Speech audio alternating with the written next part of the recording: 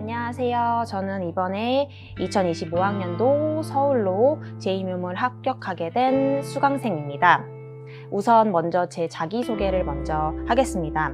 저는 서울소재대학교에서 영어 영문학과를 졸업을 하였고요. 교직이수를 한 케이스라고 보시면 되겠습니다. 저는 21년도에 도지역으로 최종 합격하였고요. 그때도 김앤채에서 합격 수기를 남겼었는데 이렇게 또 한 번 좋은 기회로 합격 수기를 남길 수 있어서 정말 감사하게 생각하고 있습니다. 저는 3년 동안 이제 도지역에서 근무를 하면서 물론 하루하루가 너무 감사했지만 한편으로는 워낙 집이 서울이다 보니까 한켠에 아쉬움이 남아 있었습니다. 그래서 마지막 기회라고 한번 생각하고 후회 없이 해보자 라는 마음에 제2용을 도전을 하였고요. 1차는 86점으로 컷보다 4점이 높았습니다. 2차에서는 총 97.96점으로 최종 183.96점으로 컷보다는 12.96점 높게 해서 최종 합격한 케이스입니다.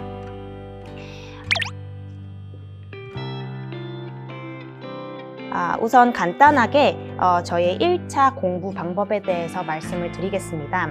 24년도에 새로운 학교로 전입을 하게 되었고 일정 연수로 인해서 공부 시간이 그렇게 많진 않았습니다. 그래서 본격적인 공부는 9월부터 시작을 하였고 제가 짧은 기간인 만큼 양보다는 질에 초점을 한 공부를 하였습니다. 우선 일형문학부터 말씀드리겠습니다. 일형문학은 크게 기출분석과 일형문학 문제풀이 스터디를 하였습니다. 기출분석은 24년도부터 15년도까지 10개년을 역순으로 하루에 2문제씩 분석하고 인증하는 스터디를 하였습니다. 기출분석은 시험장에 들어가기 전까지 약 2.5에서 3회독을 하였습니다. 제가 이번에 기출분석을 할 때 조금 초점을 둔 부분이 3가지가 있는데요. 우선 첫 번째로는 출제자의 의도를 분석을 하였습니다. 왜 출제자가 이런 문제를 냈고 여기서 원하는 답안은 무엇인지를 분석을 하고 두 번째는 답안 도출 과정과 지문을 분석을 했습니다. 그리고 마지막 세 번째로는 답안을 이제 썼는데요. 답안에서는 왜 예상 오답도 생각을 하면서 왜 이런 오답은 안 되고 이 답만 정답이 됐는지를 많이 생각을 했던 것 같습니다. 그리고 일형문학 2문제 스터디를 하였는데요. 이 문제는 김앤채의 문제로 진행을 하였고 하루에 문학 하나 그리고 일형 문제 하나 이렇게 2문제를 풀고 인증하는 스터디를 하였습니다. 따로 피드백은 주지 않았고 서로 답안을 공유하는 정도로 스터디를 진행하였습니다. 그리고 제가 조금 도움이 된 것 같은 거는 제가 아무래도 학교에서 근무를 하다 보니 제가 고등학교 1학년과 3학년 친구들을 지도를 했습니다. 그래서 교과서와 수능 특강을 통해서 독해 실력을 좀 더 빠르게 읽을 수 있는 방법을 함양하고 라인 바이 라인 해석을 해주면서 다양한 지문을 접했던 게 독해를 빠르게 할 수 있었던 요인이 있었던 것 같습니다. 다음으로는 영어학 말씀드리겠습니다.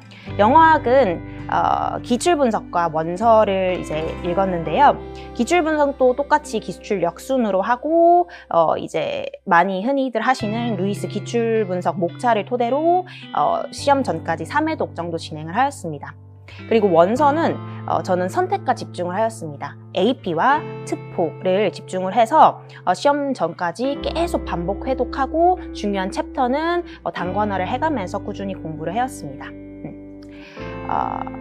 영어학 부분은 제가 가장 자신 있는 파트여서 시간을 가장 덜 투자한 영역이어서 말씀드릴 부분은 이 정도인 것 같습니다. 그리고 마지막은 영교인데요. 영교도 똑같이 기출을 하였고 제가 하나 말씀드리고 싶은 것은 글로서리 스터디를 하였습니다. 글로서리 스터디로는 이제 TBP, PLLT, 애플북을 사용을 해서 스터디왕마다 각자의 원서를 맡아서 5문제에서 10문제 정도 문제를 출제하고 인증하는 스터디를 진행을 하였습니다. 저는 이번에 영교를 공부할 때도 옛날에 21년도에 있었던 최시연쌤의 자료를 적극 활용해서 많은 도움을 받았습니다. 그리고 마지막으로 모의고사는 대부분의 선생님들께서는 9월 달부터 시작하는데 저는 기출 분석과 기초 부분, 기본적인 개념을 더 중요하다고 생각을 해서 10월부터 본격적으로 시작을 하였고요. 기면체 모고를 선택을 해서 토요일마다 9시부터 실제 시간처럼 시간을 재고 각자 선생님들마다 풀고 인증하고 상호 채점까지 진행하는 방식으로 진행하였습니다. 다음으로는 2차 공부 방법에 대해서 말씀드리겠습니다. 저는 2차가 발표난 후부터 이제 스터디를 구하기 시작했고, 많은 선생님들께서 이미 스터디를 하고 계신 분들이 많아서 사실 스터디 구하기가 굉장히 어려웠습니다.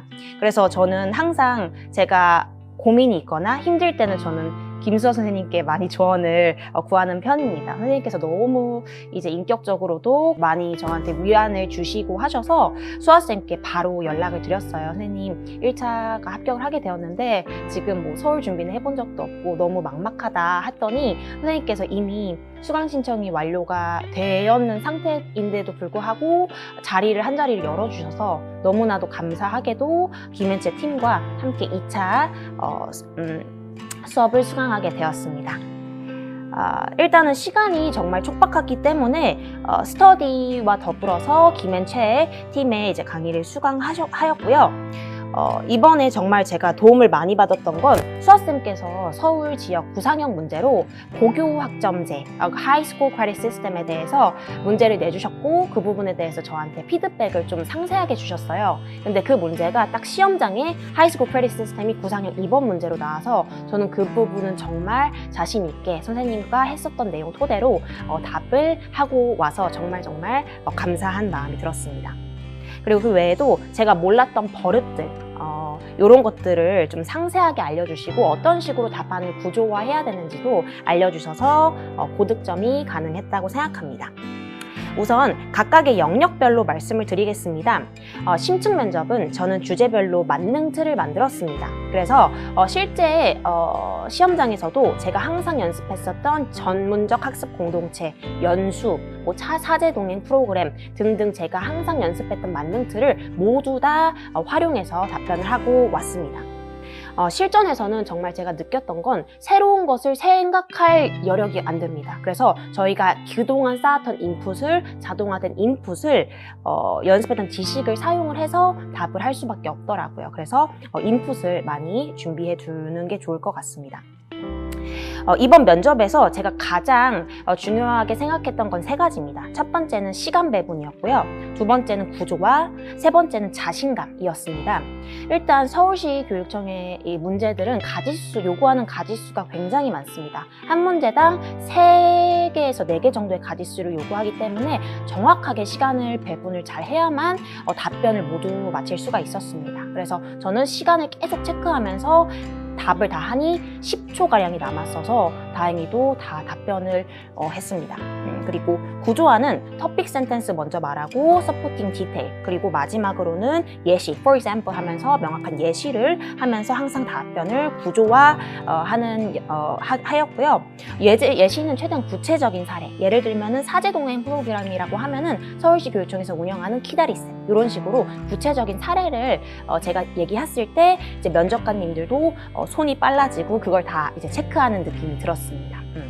그리고 제가 진짜 자신 있게 말씀드릴 수 있는 것은 답이 맞았는지는 모르겠지만 저는 정말 자신 있고 큰 목소리로, 그리고 거의 구상지를 보지 않고 면접관님들 얼굴로 아이 컨택을 한 명 한 분씩 하면서 진행을 했습니다. 그리고 이제 면접관님들이 대부분들이 너무 경청을 잘 해주셨어요. 이렇게 아이 컨택하면서 되게 고개도 끄겨져 주시고 해서 더 자신감 있이 면접을 하였던 것 같습니다. 다음으로 수업 시연은 모니터링과 피드백이 살 길 같습니다. 그래서 최시원 쌤께서 저한테 다양한 피드백을 주셨고 이제 판서에 관해서 저한테 많은 이제 아이디어들, 그리고 판서 좀 예쁘게 하라는 그런 피드백도 주셨는데 그걸 적극 반영해서 많이 연습을 했던 것 같습니다. 수업 실현에서는 중요한 건 3가지로 뽑을 수 있는데요. 첫 번째는 디렉션을 그 시간 안에 완수할 수 있는가 였습니다. 이번에 수업 내용이 어렵진 않았습니다. 다만 활동들이 너무 많고 저는 저는 연습할 때 한 번도 시간이 부족했던 적이 없었지만 이번에는 시간이 너무 부족해서 마지막 부분 거의 랩하듯이 너무 빠르게 얘기를 하고 와서 저는 사실 너무 자신이 없었고 제 역량을 다 발휘하지 못한 것 같아서 마음이 안 좋았는데 일단은 디렉션을 다 수행을 했던 것이 좀 크게 반영이 된 것 같습니다. 그리고 두 번째는 활동 간 연계라고 생각이 들어요. 그래서 예를 들면 리딩 활동을 끝나고 바로 따로 별개의 라이팅 활동을 진행하는 게 아니라 우리 지문에서 이러이러한 얘기를 했었지, 그러면 우리가 여기에 주인공이 돼서 한번 같이 이야기를 나눠볼까? 써볼까? 이런 식으로 연계를 했을 때 면접관님들께서 얘 좀 연계를 하네, 약간 이런 표정들과 손이 바빠지는 걸 보면서 이런 것들을 요구하시는구나 라는 생각이 들었습니다. 그리고 세 번째는 저는 초반 수업 전개에 좀 공을 많이 들였어요. 왜냐면 수업을 할 때도 가장 훅이라고 하죠. 면접관님들께서 나 좀 봐, 나 이렇게 수업 잘해 라는 것을 보여드리고 싶어서 앞에 이제 동기부여, 동기유발, 그리고 단어 활동, 그리고 문법이 이번에 처음으로 이제 출제가 되었는데요. 그때 문법 설명이 제가 학교에서 아이들을 지도했던 동명사가 나와가지고 그때 설명할 때 이렇게 좀 또렷또렷하고 초롱초롱하게 잘 들어주셨던 것 같습니다.